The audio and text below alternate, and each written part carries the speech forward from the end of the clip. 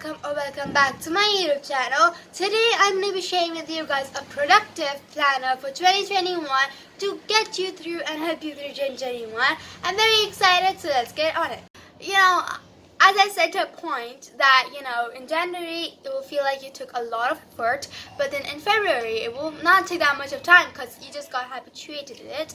But that means that every month, I feel like every month you have to do something, fun and journal, whatever you have to do. You have to make timetable every monthly, so, whatever things you have in the mind can be just fit in there. This is pretty much like journaling. This can be a habit that you can adapt and you can be very happy with it. So yeah. So before we head on into the video, I want to say two things that can also be helpful to you guys. First is to just keep in mind of whatever things you're gonna be expressing in your book and how you're gonna make your planner.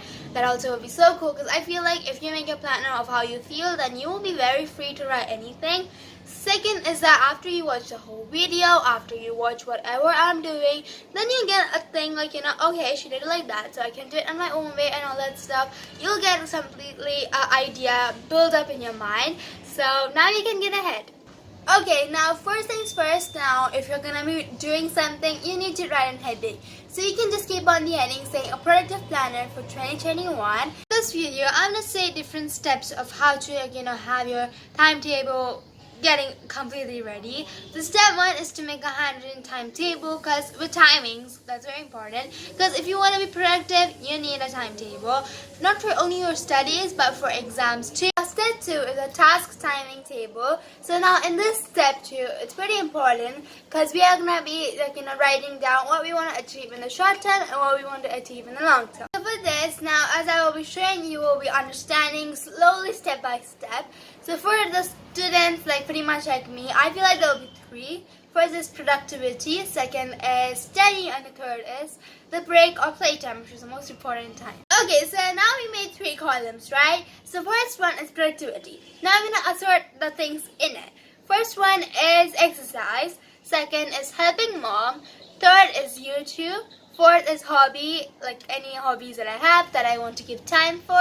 And then the last one is the short term and the long term. Okay, now we are done with the productivity one. Second is study. So for that, we're going to keep self-study. And then the second one is the online classes. For our last compartment is break or playtime. Now you can just make scale. You can just take a scale and pencil and just draw a line after productivity, then a line, and then study, and then line, and then the break and playtime. Okay, so now we have kept everything in timings and with their own compartments. So now I want to say this type of a tip. If you are writing this in a book, then try to write the timings with pencils in the side, because might be something like your school timings, it might have been decreased or increased. You can just erase it and then write it again, a new timing, so you just don't have to waste your time and write it complete again. Okay, so guys, now the online classes, the timetable, yours and mine is completely different. That's very obvious. My timings and your guys' timings are completely different, and also the time,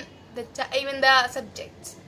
Hours that I have in a complete 24 hours. So now I wake up between 6:30 to 6:45, and then I sleep at 10:30 between 11. So pretty much I have 7 to 10 all my productive hours, and I can finish everything in it. I might tell you when I do all of these stuff. Now exercise and then also my self-care, I do it pretty much in the morning, and the hobby and self-care pretty much also in the night, but hobby in the middle. If I don't have school, I try to do it pretty much in the afternoon whenever I have my school timings, but then if I do, then I try to do it in the night. Helping mom is pretty much after lunch or breakfast or after dinner. And then my long-term or short-term goal, it can be in the afternoon when I'm playing with my friends. So what do I mean by long-term or short-term goal is to just achieve something which is your biggest dream, like you want to achieve it very badly. For me, it's to become a badminton player, so I give it 1 hour, and you can change it if you want. Okay, so step 4 is to set all of these tasks in a 15-hour day. Step 5 is to surround yourself with your loved one, and then also the positivity.